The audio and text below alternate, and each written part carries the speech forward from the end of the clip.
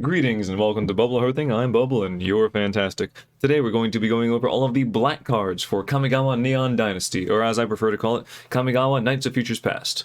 The set will be live on Arena on the 10th, and then it's going to be live in paper and such on the 18th, with pre-releases in between that time frame. Without further ado, let's look at all of the black cards. We will begin with Assassin's Ink. It's a 4-mana... Oh, I forgot to turn my light on. Well, you know what? I'm going to do that right now. Production value be damned. It's a 4-mana instant. You see? Now I can be like, whoa, my face is still here. It's slightly more clear to see. That rhymed. The spell costs 1 less to cast if you control an artifact, and 1 less to cast if you control an enchantment. So it could potentially just cost 2 black mana. Destroy target creature or planeswalker. You know what? That's not too bad. Unfortunately, when you look at it this way, there are a lot of artifacts and enchantments, so in Limited this is certainly 100% like take this card whenever you can, even if it costs the full 4, you kill something, solid. But in Standard you can easily build your deck around it, and even in Limited you could probably have it cost 3. Of course, 3 mana blank removal is murder. The fact that it can kill a planeswalker makes it a little more useful, makes it more like a hero's downfall, so not bad. Certainly not bad, and in Standard, yeah, like 2 mana removal is very, very nice. Well, we see a whole lot of artifacts and enchantments. I think enchantments can definitely make their way there, because there's a lot of sagas. And then there's also a good number of enchantment creatures. I don't know if the artifacts are really going to be pushed enough to make their way, especially in black. I think that blue and white have some of the better artifacts and vehicles, but I think that this is still a very good card. So yeah, in Limited, definitely like 4 to 5, even like it's just solid removal. You destroy whatever you want. Go for it. In Standard, I'm going to say, yeah, probably 4 to 5 there. Just absolutely great card. Not too flashy, but it does what it does very well. Biting Palm Ninja. No, this is a pretty good one too. So 3 mana, 3/3 human ninja with ninjutsu. This actually doesn't have the little reminder text on it, so I'll remind you. What ninjutsu is once you... let's see. When you can return an unblocked attacking creature you control to your hand and pay this cost to put this into the battlefield tapped and attacking. There you go. So you declare your attackers. If anything on your side of the board is not blocked, you can pay the 3 and bounce it, and this comes down. In this case, it's 3 other cards cost different things. What I like about this one is that the ninjutsu cost is the same, or at least very close, to the regular casting cost, so you're more incentivized to ninjutsu it in, or at least it gives you a very fair like option. You can do either one. You don't feel too bad if you just hard cast it. And let's see, then it enters the battlefield with a menace counter on it. If you ninjutsu this in, it's already going to be unblocked, so that doesn't really matter so much, but if it's unblocked, whenever it deals combat damage to a player, you may remove a menace counter from it. When you do, that player reveals their hand and you choose a non-land card from it, exile it. They do not get that card back in any way, but you do lose menace. Another thing that is very important to the set is we have modified matters, and modified is just a creature card that has any sort of counter on it. In this case, it could be a menace counter. It could also be a +1/+1 counter. Those are a little more popular. Also, anything that is equipped and anything that has an enchantment on it that you control is any one of your creatures that has an enchantment that you control on it. Yeah, there we go. Because you can't have your opponent enchant your creature and make it modified. So the counter matters, even if the menace doesn't really matter, the fact that the counter is there is relevant. This card's really kind of solid, and you can get rid of the menace if you don't really care about that too much. If you're not pressed for damage, you just really want to pull that card out of their hand. Maybe your opponent only has 1 card in the hand, you want to check what it is. Maybe they're playing a long game and you finally got through. You want to rip that counter spell out of their hand so you can play a bigger thing and just run away with the game. Who knows? But I like it. I think this card is awesome. Even just a 3 mana 3/3 with menace. Not bad. Human ninja. Ninja's kind of relevant type, and always having the threat of this thing connecting is awesome. So with that, I'm going to give this, yeah, in Limited, it's great. Like a 4 out of 5 there too. Maybe 3.5 out of 5. It's not... No, it is. Yeah, it is very good. Yeah, 3.5 to 4. And in Standard, I'm going to say 3 there. Super solid card. Definitely like it. I don't know how often Ninjutsu is going to be relevant, how many little creatures you can get out early. There aren't any changeling outcasts that can guarantee get that damage to the face. No Memnites, no Ornithopters to just rush down early. So it might be a little tricky, and the drawback of bouncing the creature could definitely, hurt you. But there are chances. There's definitely an opportunity for this thing to shine. So, yeah, 3 out of 5 in Standard and 3.5 in Limited. Blade of the Oni is a 2 mana... Oh, here we go. Artifact, creature, or equipment demon. So in this set, the artifacts and the equipments are actually coming to life themselves. So this has a new keyword, reconfigure. Let's go over what that is. But first, let us say it's a 2 mana 3/1 demon, let's say, with menace, and you can reconfigure. you can pay the reconfigure cost to attach it to a creature. Basically, you equip it, because it is an equipment. You can also pay that cost to unequip the thing, and have this become a creature on its own. If this is equipped to a creature, and that creature dies, this falls off and becomes a creature once again. If this is not equipped, it is a creature. If it is equipped, then it is not. There you go. Fair enough to say. If you equip this, then the creature you put it on has base power toughness 5/5, has menace, and is a black demon in addition to the other colors and types and stuff, so hopefully you're buffing a creature with this. It's interesting how the blade itself is a 3/1, but then you equip it and it just goes, oh, I'm a huge demon, I'm a menacing demon. This already has menace. The 1 really hurts it here because it's easier to remove. Of course, once you equip it, which costs 4, which is a little hefty, then it is much more difficult because your opponent has to use 2 kill spells, basically. Or has to remove the creature it's equipped to and then this afterwards. And if you continue to equip it, then it makes it even more difficult. So I think these cards are really solid, similar to the Bestow mechanic that they had back in OG Theros, where, you know, if the enchanted creature died, the creature that was enchanting it just ends up on the board. So again, like board wipe protection. Really nice card. I mean, a 2-mana 3/1 menace can just be an aggro card, and then later on equip it to your little dudes that aren't relevant anymore, and suddenly they're relevant. Yeah. And board wipe protection, yeah, this card's great. In limited, 100%, absolutely. I mean, don't be surprised if this thing dies to some little spot removal, little, oh, dink you for 1, okay, oh well.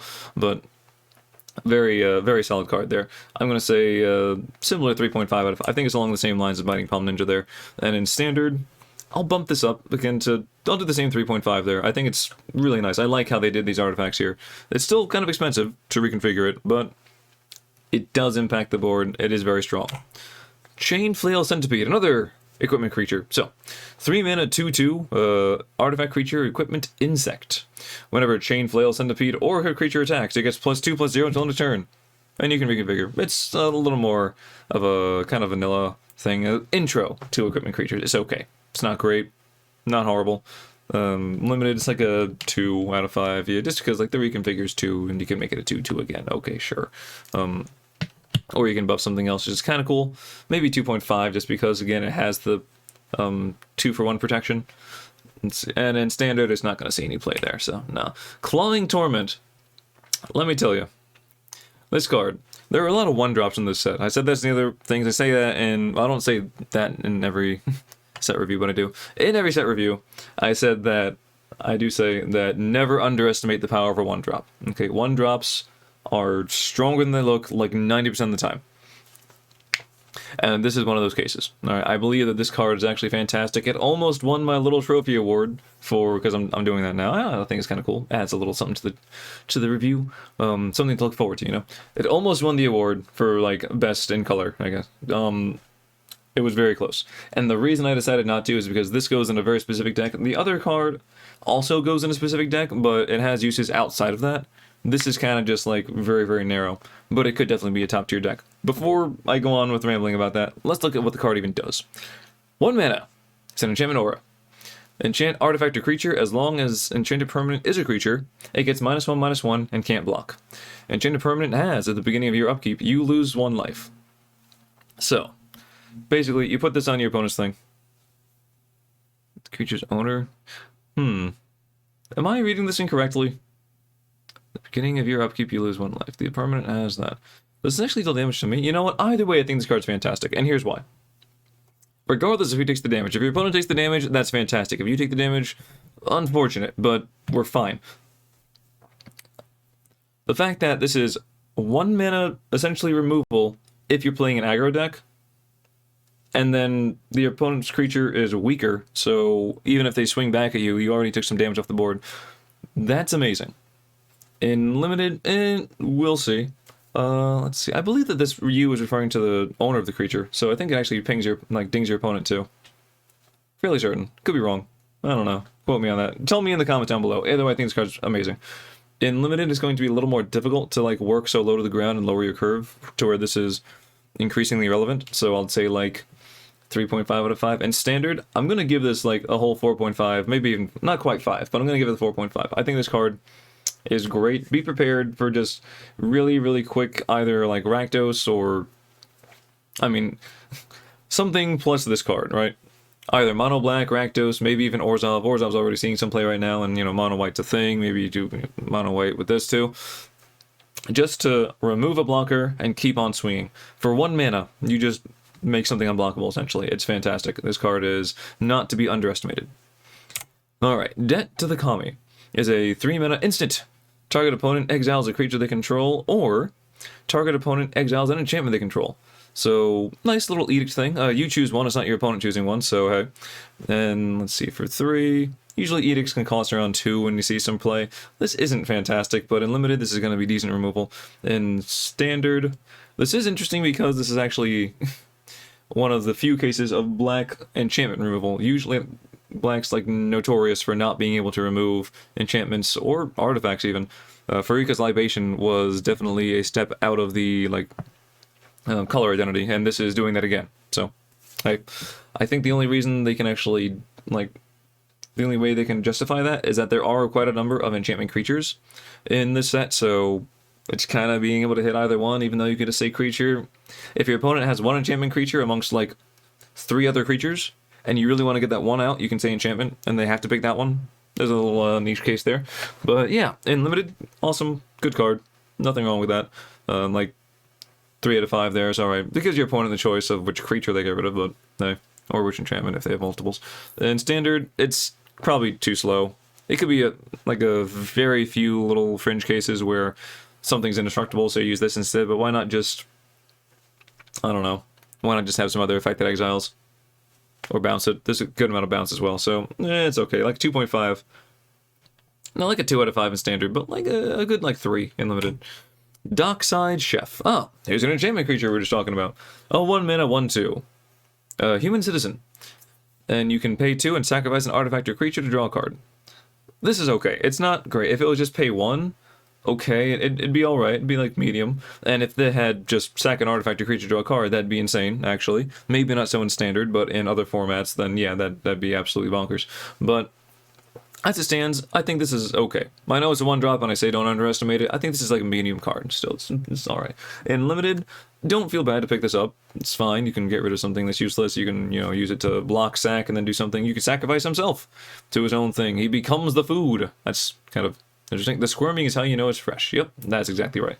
In standard, I don't think it's that great, even though you do have 1 mana play an enchantment, and sometimes enchantment matters. I don't think this is the one you want to play. And yeah, so standard I'm going to say 1 out of 5, and limited like a 2. 2.5-ish if you have more artifacts and stuff, but just a 2. Dokuchi Shadowwalker is a 6 mana 5/5 Ogre Ninja with Ninjutsu. Here's the full text there. You can double check and see if I messed up on the previous one with the Biting Palm Ninja. But yeah, just solid thing there. Costs, you can either play it for 6 as a 5/5, or you can ninjutsu it in. Sorry, for 4. So you get it cheaper if you use the ninjutsu ability, but you have to bounce a creature back. We'll see. Just be wary when you're playing really standard or limited, whatever. If your opponent swings out with all these dudes, or just it tries to get through with a 1/1, and you're they might have removal, I'm just going to let it through, which sometimes is the right thing if your life total doesn't really matter so much. If you're at 20, you're going to swing with the 1? Yeah, sure, whatever, I'll take the 1. You might actually be taking 5 there, and that might be more relevant, so mind games. But there, it's a decent 2 out of 5, maybe 2.5 if you can ninjutsu it out. In limited, it's pretty cool. Standard, it costs too much, it's not going to see any play. Dokuchi Silencer, oh, another one of the tribe. So a 2 mana, 2/1 human ninja. What the heck is that thing back there? My god, I would like to silence that too. It looks like it screeches and also stares at you menacingly. I will now continue the review while I am less thirsty. So, you can ninjutsu it for 2, which is the same as the casting cost. Okay. And whenever Dokuchi Silencer deals combat damage to a player, you may discard a creature card. When you do, destroy target creature or planeswalker that player controls. This is a very narrow thing. This has to get in there. It's not great cost for the stats you get. It's a 2/1 instead of even the 2/2. And you have to discard specifically a creature card. So either you're going to sandbag little dinky things that you could have put on the board to potentially have more attackers to more reliably activate ninjutsu things, or it's going to be a big creature that you're hoping you won't, be missing when you get later on in the game. This card's just okay. I don't really like it so much. I think, don't confuse this for removal. This is not guaranteed removal by any means. I think it's maybe a 0.5, maybe a 1, but I'm going to lean more towards 0.5. It's not it's really not doing anything for me. In limited, and in standard, no, especially because of those eyes back there. Get out of here. I don't want to look at you. Okay. Enormous Energy Blade is a 3-mana artifact equipment, and it is big. Equipped creature gets +4/+0 because it is big. And whenever Enormous Energy Blade becomes attached to a creature, tap that creature. And let's see, equip cost is 2. So it's a big sword. When it gets thrown on something, it forces it to tap for the turn. You can always equip it after you declare attackers, so it kind of takes away from that downside, but then, you know, you do have to attack first, and, you know, it could be a little slow there, but it's not bad. And once you equip it and that's all done, then it, you know, untaps normally. So that's pretty awesome. In limited, this is going to be fantastic because you just throw it on whatever creatures, and your opponent has to block each creature, even if it's like a 0/2 or something, or a 0x. Long as it has some kind of toughness, it's just dead already. Then suddenly having 4 power is relevant. If it's a 2/2, suddenly it's a 6/2. Wow, I can only take 4 hits from that. Probably only 3, maybe already took 2 damage at some point in the game. Yeah, and just always having that threat looming is awesome. Or you can, you know, sack it to the food guy. You know, hey, chef, cook up this sword for me, why don't you? Oh, yeah, right away. So I like to imagine that he's actually just taking the energy from the blade and using it to pay his electric bill. Or just, like, heating up the soup. But, yeah. So, cards okay in limited. In standard, I don't think it's worth much. I think there are better things, especially with the number of equipment creatures that are going out there. Like, yeah, this is a really high cost to pay for something that, yeah, it's just too expensive for what it does. If it costs 2 and then equip 2, sure, maybe. Or equip 1, absolutely, but equip 2, no. So, yeah, standard's going to be like a 1 out of 5 there. Limited, I'm going to say like 2.5, maybe even 3. It's not bad. Ah, yes, we're going to reference the old Kamigawa. This is a set based on history, and so here's part of it. So, back in the day, we had our first emergence of shrines, and they were the Honden cycle. Each one was called a Honden, right? And they had an effect based on how many shrines you control.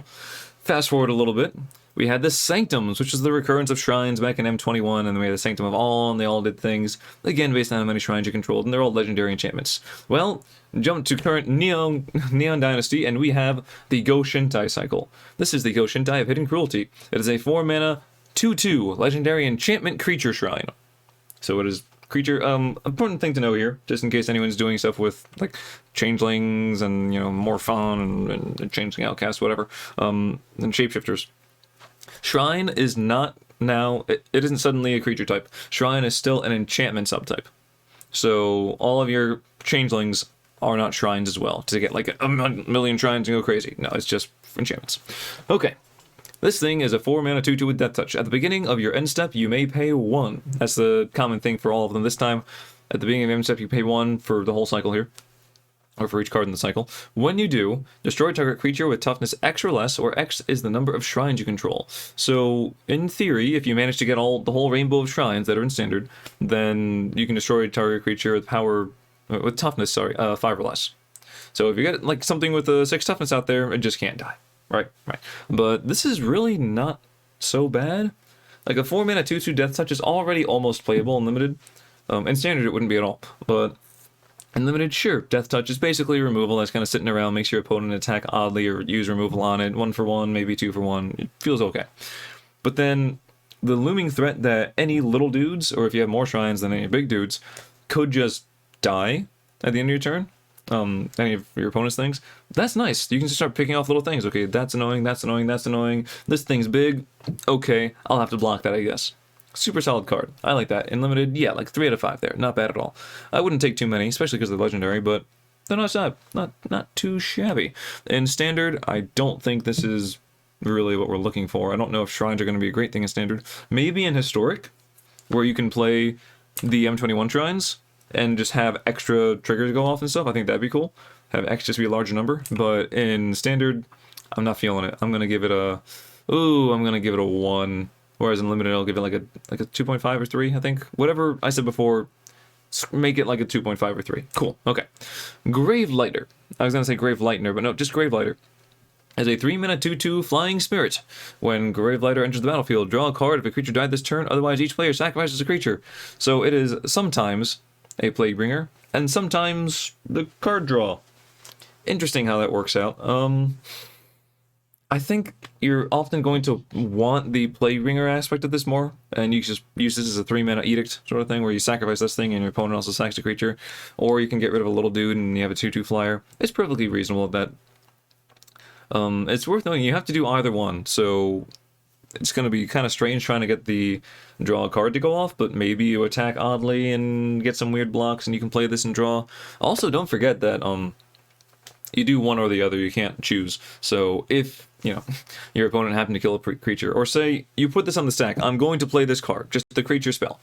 Your opponent's like, okay, in response, I'm going to remove your creature. I'm going to kill it. You know, kill spell, destroy something else on the board. Okay, then this comes in and you draw a card. No option there. Whereas if nothing had died, then they would be forced to sack. It's a strange card to play around. So I think for that, it's like a 2 out of 5 unlimited. I don't think this is great. There's going to be some strange situations where you don't want to play it, and some other ones where you wish you did. I don't know. And in standard, because of that strange thing, it's going to be a 0 out of 5 for Meatballs. Oh, Heartless Hitotsugu. How did a red card get in here? Well, like you saw with the shrines, we are referencing cards from the past. So, back in the day, we had Hitotsugu.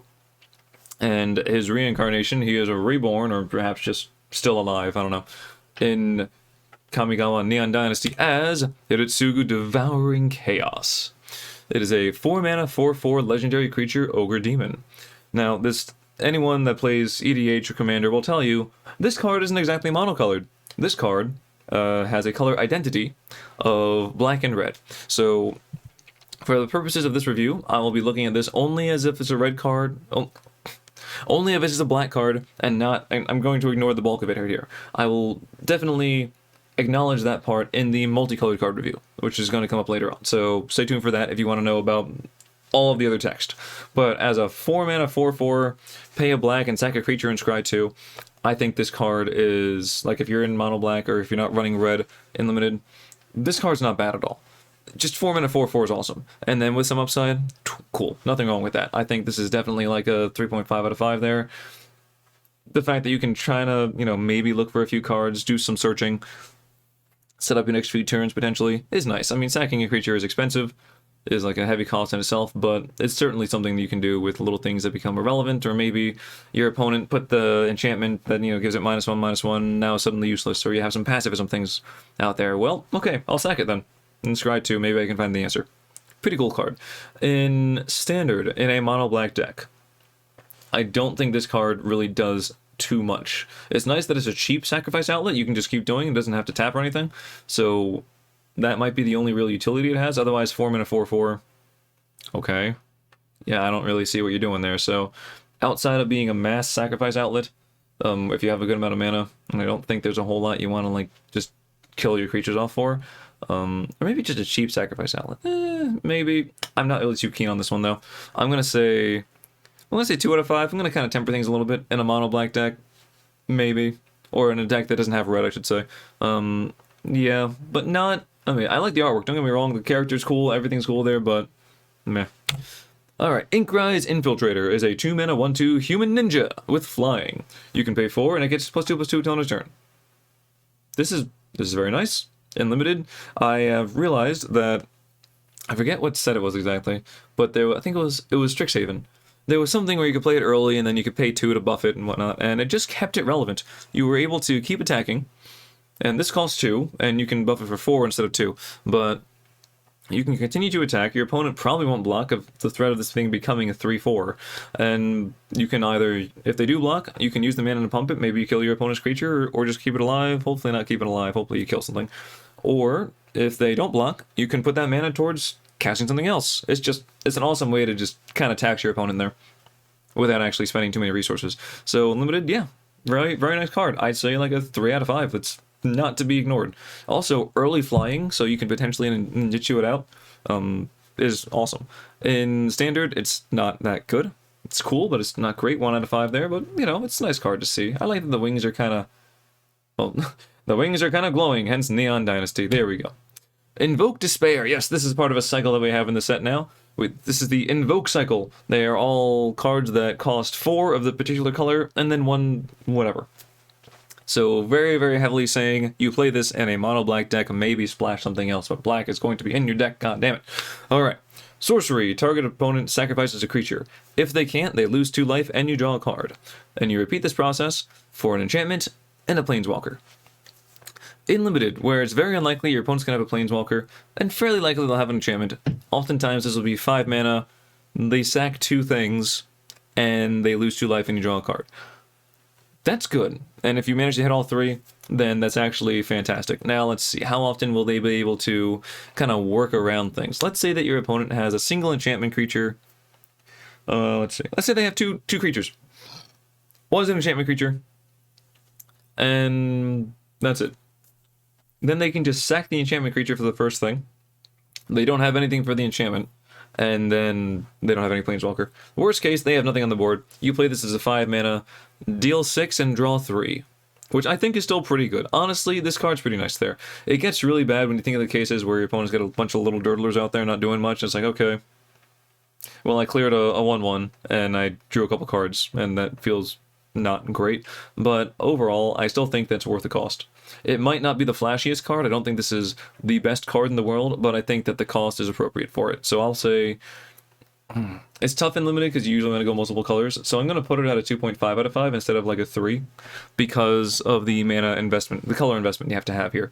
In Standard, this is okay. It might be more of a sideboard card if your opponent ends up dropping planeswalkers. Like usually mono black control, it is mono black whatever, involves a planeswalker or 2. Enter Lolth, the Spider Queen. Hello, I love spiders. So, you know, nice card there. But yeah, I think this is definitely like more of a sideboard card unless you're a sideboard card against like similar decks. Yeah, I think that's pretty cool. But I'll put that at like a 2.5 because you can just play monocolored decks in Standard and you're okay. Here we are. So, again, harkening back to old Kamigawa, we had the cycle of spirit dragons that all had an effect when they were put into the graveyard. This is Kukusho, the Evening Star. Now, Kukusho is reborn or revitalized, who knows, as Junji, the Midnight Sky. And what's that? We also have the best card in this color. I believe that Junji is actually fantastic. Maybe it's a cop-out to take a mythic rare dragon that's like one of the poster cards for the set and be like, yeah, I think it's the best one, but guess what? Sometimes it is.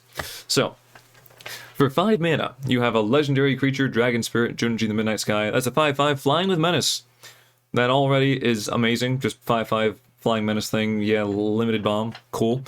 And when it dies, you choose one. Either each opponent discards 2 cards and loses 2 life, which is fine. It's not usually the biggest thing in the world, but hey, not bad. Or put target non-dragon creature card from a graveyard onto the battlefield under your control and you lose 2 life. So the life loss kind of hurts a little bit, but the only restriction here is that you revive, or you reanimate a card that is not a dragon. There are plenty of cards in Magic. I mean, sure, dragons are flashy, but there are plenty of big things that are not dragons. And Reanimator is also a deck type that I'm really liking quite a bit. So that I usually try to make work as well as Esper Control. I don't know, maybe I'm that guy. But, like, my goodness. If there aren't any good targets, then it's unfortunate, but you play this thing, it has some kind of board wipe, protection, because your opponent kills it, but you can just bring a creature back. And it can be your opponent's biggest creature in the graveyard, too. If you're playing black, hopefully you're playing some removal and you manage to kill something beforehand, like... Or maybe they discarded a big creature to other discard effects. Oh, this card's so good. 5 out of 5 limited. Absolutely, easily 5 out of 5. 10 out of 5. I don't know. What are we looking at here? I don't just want to spout out some random numbers. 3.825 out of 1. Because I picked a number that was less than 5 for some reason. Okay. In Standard. Reanimation, absolutely fantastic reanimation target. Just solid for what it does. The discard, again, isn't so amazing, but what I like here is you can use this along with some kind of sacrifice, either like Deadly Dispute or whatever thing's called, where you sack a creature and you make a treasure token. I think it's Deadly Dispute, but could be wrong. Anyway, it's going to be hilarious where either your opponent goes to... Yeah, you have this on the board, as well as like some other big creatures, right? You have a solid presence. Graveyard's not looking too hot. And your opponent says, okay, Wrath of God, whatever, I'm going to wipe the board. And you go, okay, I'm going to sacrifice this other creature in response to that. Now that creature's in the graveyard. My board dies, I get to bring back that creature I sacrificed because it was in the graveyard now. Like, oh no, I still have big things to worry about. Yeah. This card's fantastic. Absolutely, like, 5 out of 5. Go for it. Love it. Junji, welcome to the party. Kato's Pursuit is a 3-mana sorcery. Target player discards 2 cards. Ninjas and rogues you control gain menace until end of turn. I guess that's to kind of future-proof it a little bit, you know, because ninjas are really more iconic to this Kamigawa kind of set, but rogues are kind of scattered around everywhere across the plains. And by the way, Mind Rot, eat your heart out. Like, this is just power creep once again. I think every set has a card where they have to kind of dump on Mind Rot and be like, yeah, let's make a 3 mana discard 2 and then some, or 2 mana discard 2 and that's it, because because they have to. But this is decent, not bad at all. If you have any ninjas or rogues, then guess what? You're probably getting something through, and you can trigger more Ninjutsu if you want to. So in limited, yeah, cool, like 2.5 out of 5, not bad at all. In standard, not so great. It usually doesn't really see a whole lot of play, so I'll give it like a 1. Maybe just to get the creatures through, but you usually want to have other ways to do that. Kami of Restless Shadows. Yes, the Kamis are the spirits of the plane. We have a 5-mana 3/3 spirit. When it enters the battlefield, choose one. Either return up to one target ninja or rogue creature from your graveyard to your hand, or put target creature card from your graveyard on top of your library. You could play some interesting mind games with your opponent if you pick the first ability. Add a ninja with ninjutsu to your hand, and then swing in with other creatures or this one later on. And like, I know that thing's gonna happen, so I have to block this thing, but I don't want to block this thing. Is you gonna invest this mana and actually put it on the board, or is you gonna just keep, you know, mind screwing me the entire time? I'm censoring myself there, and you're welcome. But anyway, let's see here. So, yeah, but at the end of the day, and you don't really want to do that creature card on top of the library. That kind of screws over your draws, unless it's a big creature. Probably not going to pick that last one, unless you just don't have any ninjas or rogues. But, and if you don't actually want to do either one, you can choose the first ability, and it says up to 1, so you can just target nothing. And then, you know, you don't have to put anything on top of your library, it just is a 5-mana 3/3.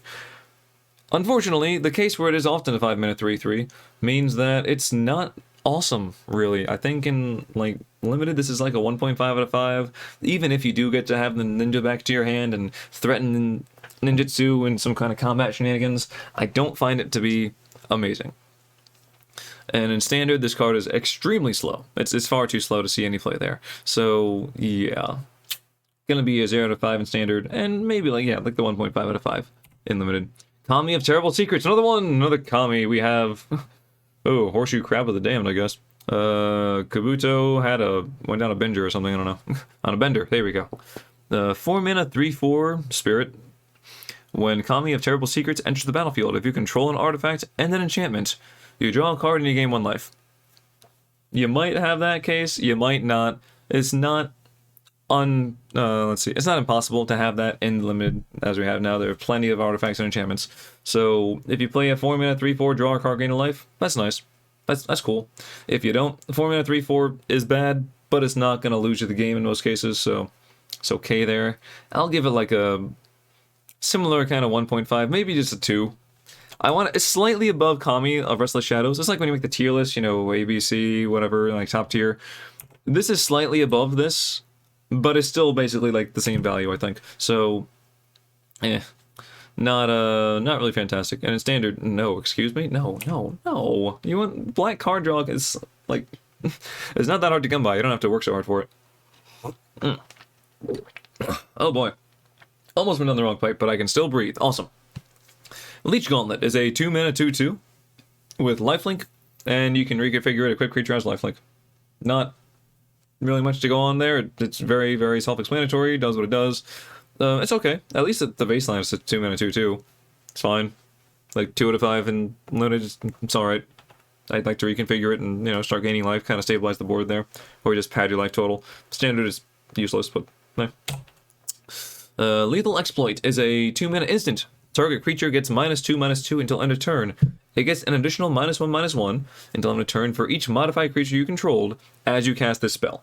So, here we go. This is one of the few cards, not one of the few cards, I guess it's one of the first cards we're seeing here in black, where modified matters. Again, modified is equipment, auras you control, and counters are modifications. So, if you play this, just baseline, you're getting 2 mana, give something -2/-2, which is kind of like Moment Craving without the life gain. It's not bad. This kind of effect is decent. Gets your own indestructibility, which is nice. And regenerate. Well, what has regenerate these days? Not much. Geez. If you manage to get the other like stuff, maybe you already equipped Leech Gauntlet somewhere. Maybe you enchanted some stuff. Who knows? It's not that hard to really do exactly. Maybe something has a menace counter on it because you had the Biting Palm Ninja. It just gets bonus value. Yeah, definitely like a 3 out of 5 there. It's good removal. It's not going to remove everything, but it's going to remove, hopefully, enough. It's worth a spot in your limited deck. And in Standard, kind of similarly, if you're playing a thing where you get a decent amount of counters on the board, then this could easily scale up. Similar to how Flunk kind of works. Based on hand size, you can kill your opponent's creature. This is just based on kind of sort of board presence, which you'll likely have more modified creatures or just modified things on the board as you go later into the game, so you can remove bigger things at that point. So I like how it kind of scales that way, where early on, it's probably just going to be -2/-2. Later on, it's going to get a little stronger, likely. So, kind of cool card. I think 2 out of 5 in Standard. I could see some play there. And, yeah, like a 3 in Limited. Umizawa's Jite is one that, oh boy, this thing sees play in, what, Vintage, doesn't it? Yeah, Legacy... I think, is it legal in Legacy? Whatever formats it's legal in, this thing is a house. At first glance, you say, okay, 2 mana equipment, and I'm just going to go over this as the past, because it is kind of relevant. And you equip it for 2, and doesn't do anything immediately. But when you connect one time, back in the days of Delver, where Delver of Secrets, flip your turn 2, equip this, and then just go nuts, he gets 2 charge counters, and then those charge counters are where the power really comes in, and it just goes off the charts. The options you had, once you get charge counters on it, were a creature gets +2/+2 until end of turn, or target creature gets -1/-1 until end of turn, or you gain 2 life. You can buff your creature quite a bit, remove both counters, get +4/+4, insane. You can, downgrade your opponent's creature, possibly killing it, very nice there, or you can gain life. All of that in a single colorless card was amazing. And what do we have to show for that now? Life of Toshiro Umizawa. I guess he was the owner of the Jite. So, for 2 mana, you get a Saga. And the first 2 chapters are identical to the options that you had for removing a charge counter from the Jite. There we go. So, unfortunately, this is at sorcery speed, where the other one was at instant speed, which is a huge thing. And you kind of do it a little bit, so... Alright, pick a creature and it gets a buff. You know, those first 2 chapters are a little bit lackluster. They're not bad. I believe that for 2 mana... Giving something +2/+2 for this turn, then maybe the next one, is relevant. It's not going to feel too bad, right? And then the potential to kill a creature, maybe, maybe not. You might want to play this after combat if you're trying to kill a creature. Maybe they get some silly blocks and it's left with 1 health. The gain 2 life is, kind of the worst one, the least flashy one, for sure. And maybe you need to do this to stabilize, I hope not. But the first 2 chapters are okay. I think it's worth about 2 mana. And then when you flip it over, it becomes the Memory of Toshiro. 2/3, Human Samurai. You can tap it and pay 1 life to add a black to your mana pool. Only to cast instant and sorcery spells, though. So, it's okay. I'm not sure why instant and sorcery only. I think it goes back to the original Toshiro Umizawa card. He had something to do with instant and sorceries, or like instants from the graveyard. Do I have him on here? Nope. I thought I'll put him in. I was like, no, we'll just do the Jite, so because it's more relevant. This one's okay. I mean, I guess you can ramp, but only for instant sorceries. Kind of strange. I don't know what you're building up to. Maybe the Invoke thingy. Maybe March of whatever my background image is. Oh no, spoiler, you know what the card is now. But it's okay. I think for 2 mana, though, it's not bad. You can maybe have this as a sideboard card in a similar place where you would have Elspeth's Nightmare. To remove like little creatures, maybe you want to do this as a cheaper way to also remove really tiny creatures, or gain life to kind of stabilize against, or just, hold off the fort against an aggro deck. And then this, not great, but I guess you can ramp to a sweeper. I think this is more of a control card, for sure. I don't really think this is much of an aggro card, despite the, first thing with the +2/+2. Maybe it is. Maybe you played in both. Hey, play it in your aggro deck that wants to remove aggro. Just play this against an aggro deck, for sure. Okay. Malicious Malfunction. Oh, did I even say much here? No. In Limited, this card's cool, but it goes away and doesn't really do a whole lot afterwards. So I will give this like a 2.5 out of 5. In Standard, I'll give it a 3. It's good. I don't want to downplay this. This is a good card. But when you compare it to this thing, it's not even close. But this is quite the high bar to reach. So, yeah. Malicious Malfunction now is a 3-mana sorcery. All creatures get -2/-2 until the turn. If a creature would die this turn, exile it instead. This is very, very similar to Cry of the Carnarium, except it doesn't really hit things that are already in the graveyard, or that died this turn otherwise. But yeah, super solid thing, similar to removing things, like I said, it could go in a similar deck, Mono Black Control, whatever, or even Esper stuff, just good way to hold off the fort against, to stabilize against aggro decks. Yeah, definitely like a 3.5 out of 5 standard, it'll see some play, for sure. In Limited, it's not bad either, but you usually have a few creatures that might get hit too, so a little trickier there. I'm going to say 2 out of 5, but solid card, definitely good. March of Wretched Shadow, Wretched Sorrow, sorry about. Yes, I think this is just so cool, having all, like, the Kamis back there, and, like, it's kind of menacing and also kind of neat, and there's warmer colors. There's the purple and the green and stuff, they're kind of muted there, but, like, overall, there is darkness going on. I just like it. And the red, like, you know, the red spots here and there. Artwork's awesome. Very well done, Tyler. Okay, so for X and a black, this is part of the March cycle. Instant speed, as an additional cost to cast the spell, you may exile any number of black cards from your hand. The spell costs 2 less to cast for each card exiled this way. So instead of paying mana, you can exile a thing, and X was 2 more then. March of Wretched Shadow deals X damage to target creature or planeswalker, and you gain X life. So if you just have 1 black up there, you can suddenly have removal for a big thing out of nowhere, but it's going to cost you. I like the added gain X life. It didn't have to say gain X life. It could just say deal whatever damage. If this can go face, this would be a red card, but it's not. If this could only go face, then it'd be back to a black card, because it would still gain you the life. But this is pretty good.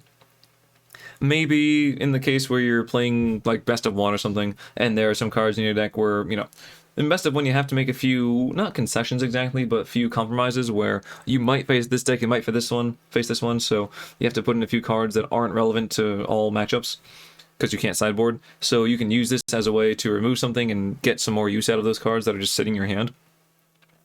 And also in Limited, maybe you have some cards that are dead in your hand just because they are. Maybe they remove enchantments and your opponent's not playing any, who knows. This is a good way to dump cards, and even if you don't actually exile cards to buff the cost, you can still just use this as solid removal. This is not bad at all. And life gain, thank you. So yeah, if there's any threat on the board, really, you can kind of stabilize, at least get yourself a turn. Dump all your mana into this and just go nuts. Gain some life. Maybe survive on another turn or 2. Yeah. In Limited, this is like 3.5. Awesome. Standard, I'm going to go ahead and call this a 4. I know that it's not fantastic. In particular, in Best of 1, I think it's more like a 4. Because, again, you will have those dead draws quite often. But, yeah, this card's really nice just to help keep yourself alive. Play it early, remove little dudes. Play it later, remove big dudes. Yeah. Mukotai, Mokodai? Ambusher. 4 mana, 3/2 Rat Ninja with lifelink and Ninjutsu for 2. So you can pay half the cost and get it out, you know, potentially turn 2. And if you do, that's actually fantastic.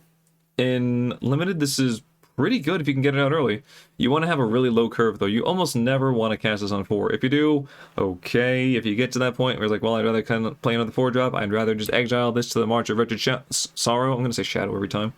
But yeah, this card's okay. Obviously, much better if you get to sneak it out there. But yeah, in Limited, it's like a 2.5. It's not too bad. You can get it out early and just kind of run away with the game. Maybe. Standard, it's still not good enough. So yeah, Mukotai Soul River. That sounds menacing. Let's see, does it have menace? Yes, it can. Okay, cool. Appropriate. So you get a 2 mana 4/3 artifact vehicle. Whenever Mukotai Soul River attacks, you may sacrifice another artifact or creature. If you do, put a +1/+1 counter on Mukotai Soul Ripper, and it gains menace until end of turn. Ah, very nice. And the crew cost is only 2. Very easy to crew. You could probably sack a creature, and if you do, this thing gets buffed permanently, and it gains menace for the turn there. You might want to only buff this once or twice, and then suddenly you have a 5/4 or a 6/5. I can do math. And you don't really need to worry about giving it menace anymore, because, hey, it's already huge, and your opponent's going to probably double block or just not be able to deal with it anyway. Card's fantastic. Also, crew cost for 2, you can play this on turn 2, probably get it going on turn 3, and then sack maybe your 1-drop or something. Or you can sack the creature that crewed it, actually. That's not... Well, yeah, you can... Yeah, that works. That's not bad.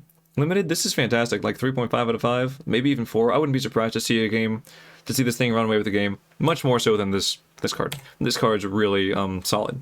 In Limited, if there is a vehicles deck, or like an equipment deck, not equipment, vehicles or artifacts deck, and it's not just running blue and white, then I guess this could make black the other color, but It's good, but it's not great, you know what I mean? I mean, it's no Chariot. I know Chariot's not really there. It's not even close, but hey. So with that being said, I will give this a 2.5 out of 5 in standard, which I think it might see some play. We'll see. Maybe some fringe stuff, who knows. But in limited, very, very nice. Nashi Moon Sage's Scion. Ah, good old rat ninja. Look at that little techie rat guy. For 3 mana, you get a 3/2 rat ninja. Legendary creature, by the way. Ninjutsu cost of 4. And whenever Nashi Moon Sage's Scion deals combat damage to a player, exile the top card of each player's library until end of turn. You may play one of those cards. If you cast a spell this way, you may pay life. Not you may pay. You have to pay life equal to its mana value, rather than playing its mana cost. Darn, I tried to just keep on going there and just be like, wow, that guy can talk, and then I ceased being able to talk. So much for that one. Okay, let's break this down. It has a higher ninjutsu cost than its regular casting costs, and higher than most ninjutsus, because when it hits, it's very, very impactful. It's very relevant. Otherwise, 3 mana 3/2 is okay. That your opponent kind of has to remove, not bad there. That second part, where it basically is like almost like a Bob tax, let's see, Dark Confidant, like, where, let's see, exile the top card of each player's library. So you get one from yours and one from your opponent's, and if you're playing Commander or playing with more people, then all the cards go exile. Cool. And you cast a spell. Okay. Let's see. You may play one of those cards. Okay, alright. So it's just one of them. It's like that it says play instead of cast. So you can play lands with this, and you don't have to pay life, of course, because lands have no mana value. But it can just sneak in a huge thing. Like, this connects one time. If you're lucky, you hit a huge thing, and you just play it early on. Maybe you pay, like, 4 or 5 life. Oh no, it hurt, but guess what? Now I'm gonna win because I just got in, like, Junji the Dragon, and it's just crazy. Junji the Midnight Sky in particular. The big dragon from the set. So yeah, this card is absolutely very, very nice. It's gonna be tricky. Just be aware if your opponent swings in and they have 4 mana open. They're like, well, if it can't block, it might hurt quite a bit. But also, this guy is not the hardest one to remove. You can remove it with a thing before, like Invoke Despair, I think it was, or whatever it was, where -2/-2. Probably not Invoke Despair, but whatever it was. So easy to kill.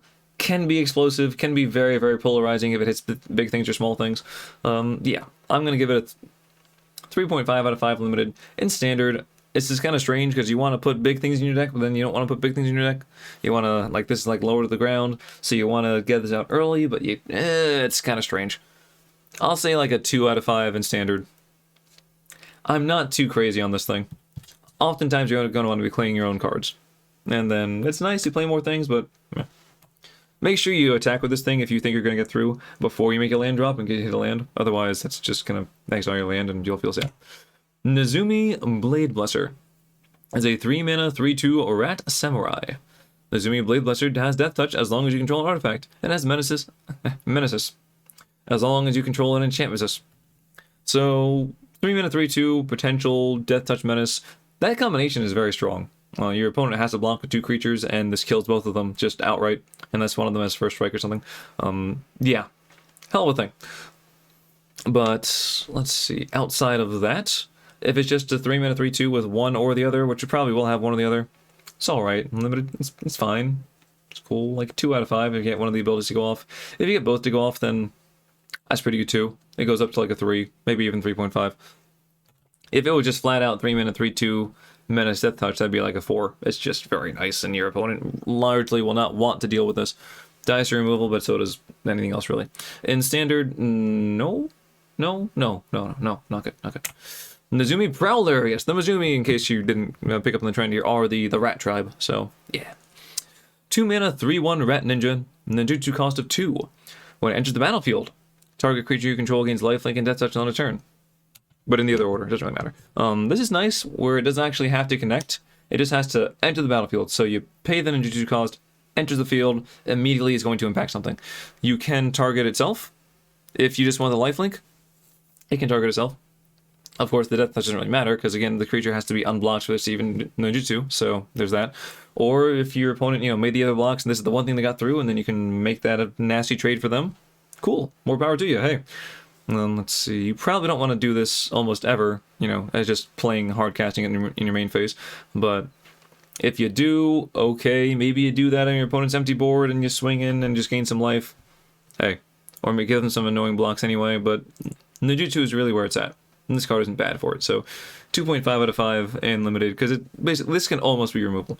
And in standard, I'll give it a 1.5. It might see some play. I'll be surprised if it does, but I'll be like, huh, it made it. Interesting. Okiba. Yes, I almost said Obika. Okiba Reckoner Raid is a 1 mana. Just one. One. Acknowledge the one. Saga. The first 2 chapters, each opponent loses 1 life and you gain 1 life. And then it flips over to become Nazumi Road Captain, a 2/2 with Menace, and vehicles you control with Menace. 1 mana, eventually you get a 2/2 and you drain some life along the way. This is fine. There's absolutely nothing wrong with this. It also has a little buff to your vehicles if you have them running around. I got no complaints. I would happily play this in a set where enchantments matter and vehicles kind of matter. Yeah, this is like a, I would probably say this is a 2.5, 3 out of 5 in limited if you have any vehicles. Like, this is just a solid card. Standard, this could see some play. I'll give it a 2. I'll give it a 2. It might just get there because you play one of these turn 1, maybe you play a couple more turn 2. Hell, eventually you get some 2/2s and vehicles are kind of cool and you gain some life along the way. I'm not complaining. Okiba Salvage is a 5 mana sorcery. Return target vehicle or creature card from your graveyard to your battlefield. Then put 2+1/+1 counters on that permanent if you control an artifact and an enchantment. So, reanimation! Lovely. 5 is kind of the going rate for reanimator spell, so nothing wrong with it there. And if you happen to fulfill that last thing with the artifact and enchantment, then it gets stronger. Nice. Not bad at all.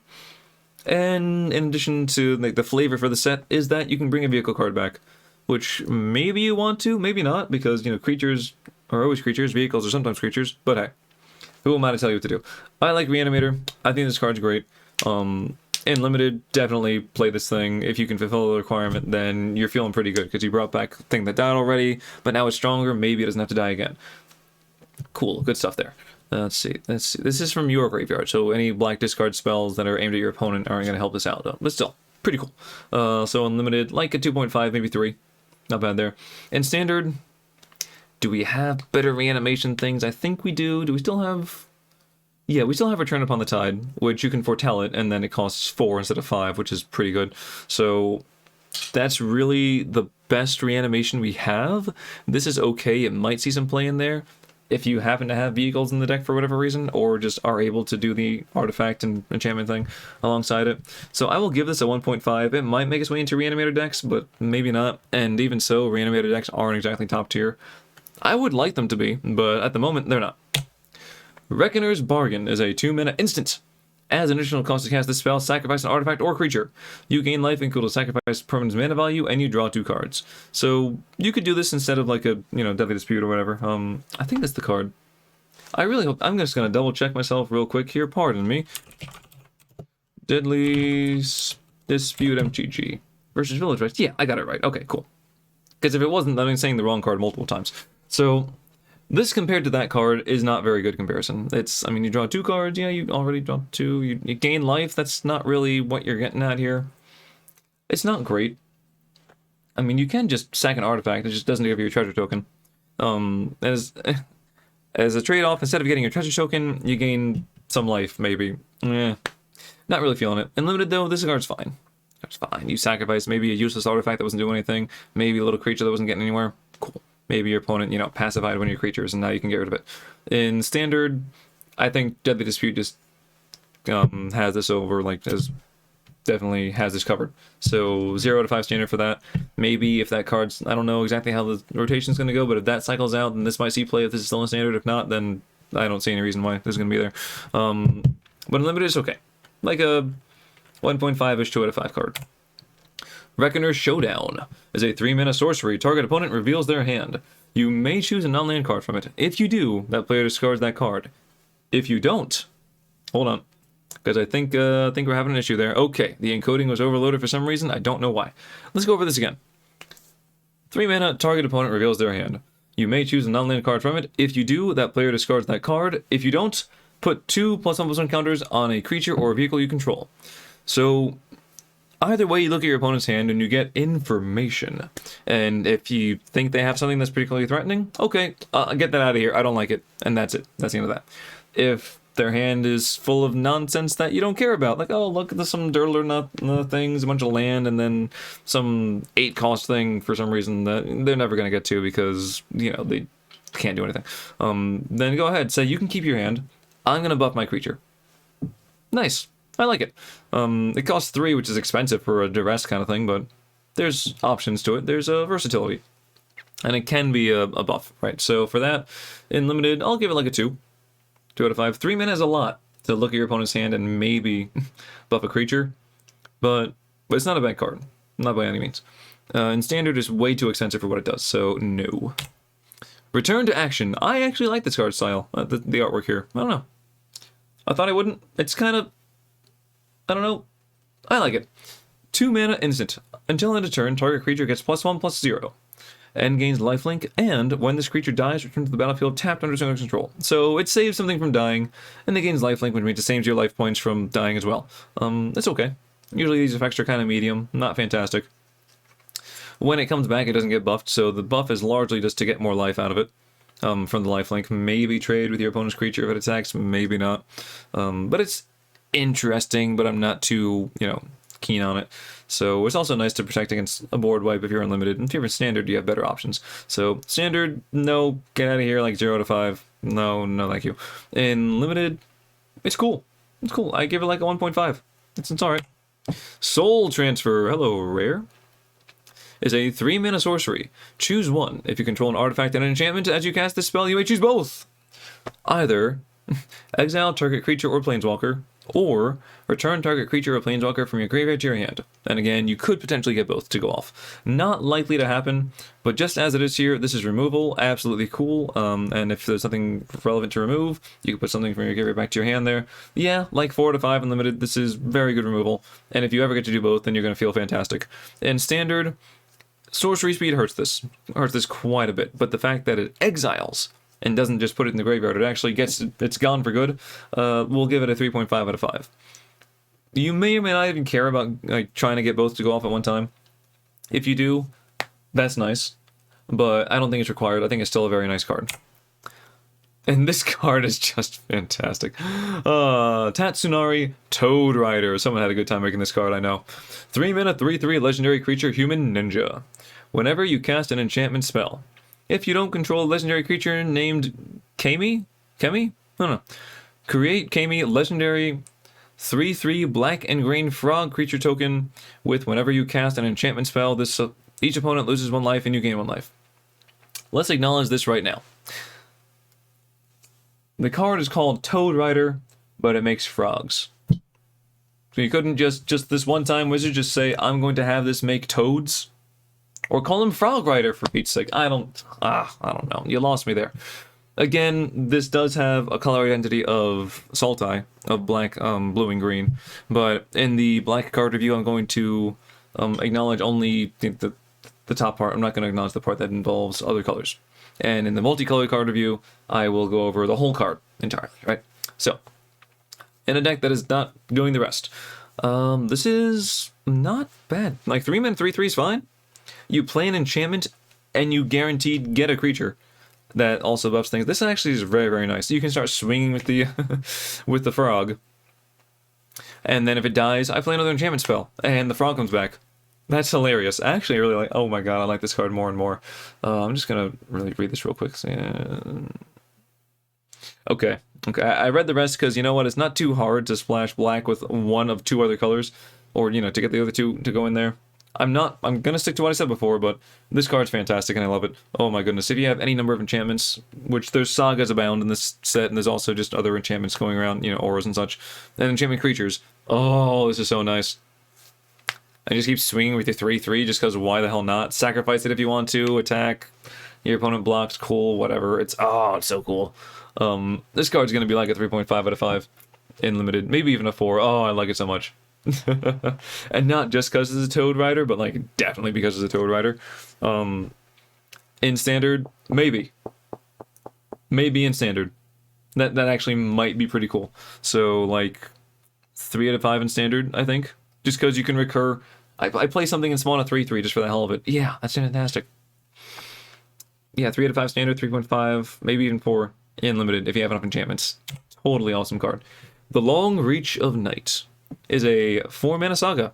First 2 chapters, each opponent sacrifices a creature unless they discard a card. They're probably going to discard a card. But it's okay. I mean, at least you get to do it twice, so that kind of makes up for the high casting cost. And then you flip it over to be a 0/4 Animus of Night's Reach. It's a spirit. As menace, whenever Animus of Night's Reach attacks, it gets +X+0 until end of turn, or X is the number of creature cards in defending player's graveyard. So, if they sack a creature, definitely have something there. If they discard a card, if it's a creature card, sure. If it's not a creature card, probably going to be a land or something largely irrelevant, then maybe not. But at least it's a blocker, but for 4 mana, if this doesn't attack for at least 3 or 4, you're feeling pretty bad. You're largely paying for this part here, and the creature afterwards exists probably to clog up the board. So I think in limited this card's pretty good. I think it's going to be like a 2.5 out of 5, just because making them sacrifice or discard 2 things is nice. And enchantments matter, so it's fine. I wouldn't count on the creature side of it doing too much though. In standard, this is too much for what this is too expensive for what it does, even though it does it twice. Maybe it's okay. I'll give it like a 1.5. Possibly in the Toad Rider deck, that's even a thing. It could be okay, but I'm not too excited to draw or play this card. I'm not really not jumping through hoops to put this card into a deck. Let's see, Tribute to Horobi, another saga. It's a 2 mana. The first 2 chapters are each opponent creates a 1/1 black rat rogue creature token. So first 2 turns, you're giving your opponents things. Yay, group hug, everyone, all around, rats for everybody, except yourself. Weird. But then Echo of Death's Wail. It becomes a 3/3 flying haste. When it enters the battlefield, gain control of all rat tokens. So here you go, you can have them, but they're back to me. But they know who the true master is. Whenever Echo of Death's Wail attacks, you may sacrifice another creature. If you do draw a card, this is not bad. With trample, for 2 mana, like, it's not really too hard to give your opponent things. Maybe they can sacrifice them, probably not. This isn't Yu-Gi-Oh! After all. So odds are they're going to keep one of them around. And then you just have this appear. As soon as it ETBs, the creature's yours again. So it's kind of like 2 mana, make 2 1/1s, and they're phased out or whatever, not doing much. And then you get a 3/3 flyer, as well as 2 things. Like, this is actually a lot of value for 2.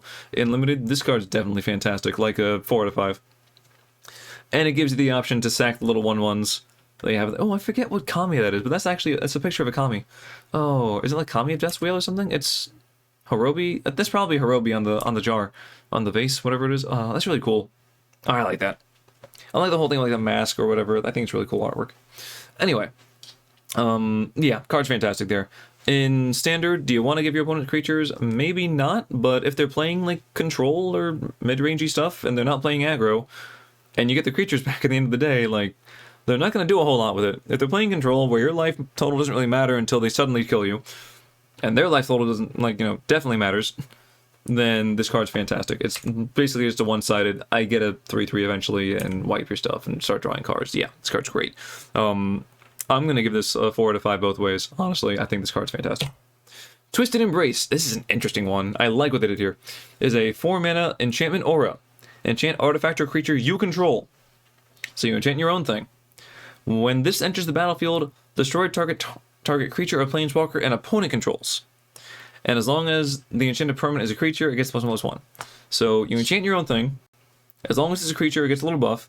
And it's also a kill spell. This card is amazing. I love it. Actually, like, for design, 5 out of 5. For playing it, 3.5-ish, 4. It's very, very good removal. I don't know in standard if it's really enough to get there, but it's certainly not bad. And it's nice that you can enchant an artifact, so if you happen to have like a little mana rock or some dirt or thing sitting around, after a board wipe, this is kind of hard to get through, but if it has something, it doesn't have to be a creature, then okay, you're not feeling too bad. You can even enchant... There's an artifact land, right? Treasure Vault? You can enchant that if you want to.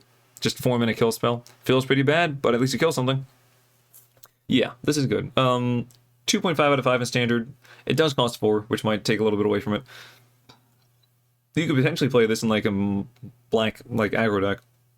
Buff your creature, clear the way, swing in for the game. I don't know. I like it. And in limited, yeah, this is like a 3.5-ish, like 4 even. Fantastic thing. Undercity Scrounger is a 3-mana 1/4 artifact creature human rogue. You can tap this to create a treasure token, activate only if a creature died this turn.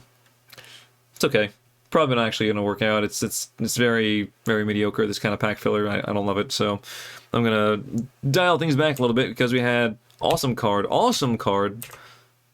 okay card, bad card, yeah.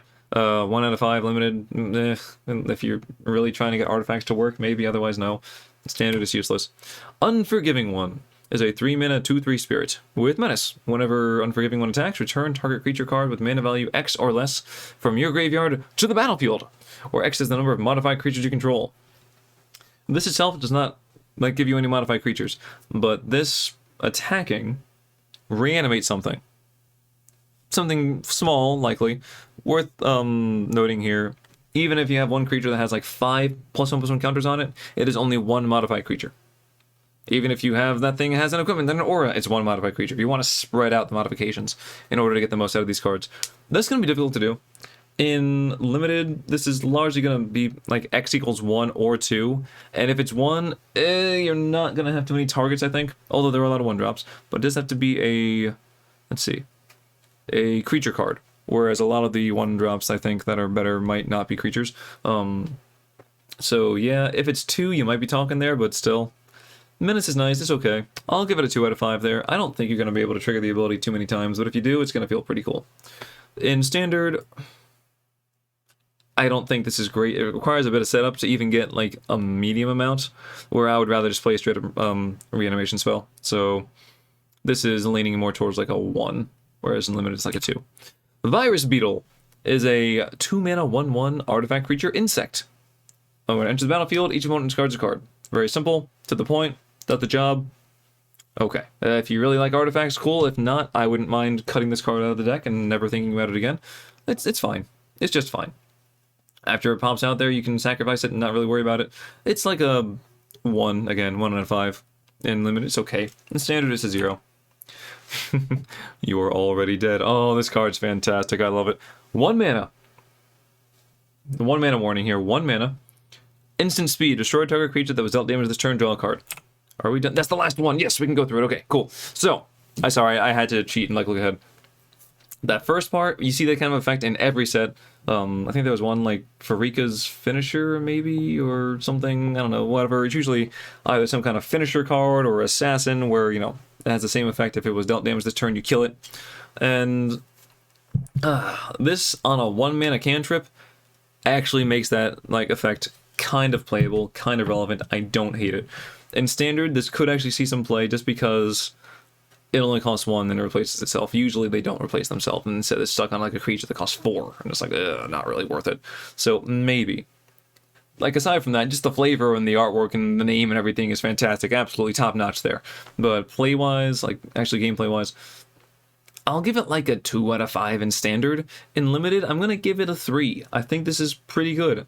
And the fact, if it didn't say draw a card, then I would give this like a 1. Then I'd be like, okay, they just printed this without putting on a creature, and that's about what it might be worth. But replacing itself is a huge upside. So yeah, and with that, we have concluded the review of all the black cards. So thank you very much for watching, and for sitting through all of this. If you really sat through the whole thing, then you know what, you're one of the real ones. Thank you so much, and I really do appreciate your support. If not, it's okay. I understand if you somehow just skipped to the end, or just skipped to where you saw the trophy, and you were like, okay, that's the best card, moving on. All good. Stay tuned for more reviews of all the other cards. They should be uploaded hopefully shortly, maybe in another day if they're not there yet. And also some pack openings and gameplay for Kamigawa Neon Dynasty. I am hyped for this set. Hopefully you are too. And without further ado, good night or good morning, depending on where you are in the world. But as always, good luck.